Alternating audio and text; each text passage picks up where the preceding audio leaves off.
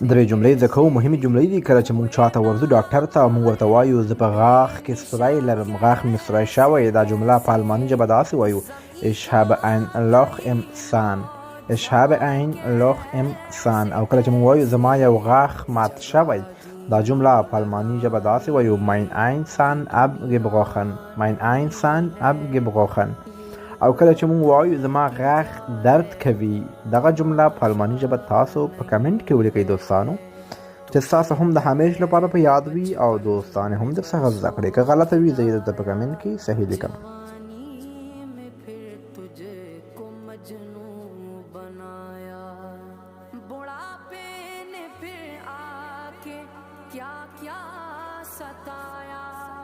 अजल तेरा कर देगी बिल्कुल सफाया जगा जी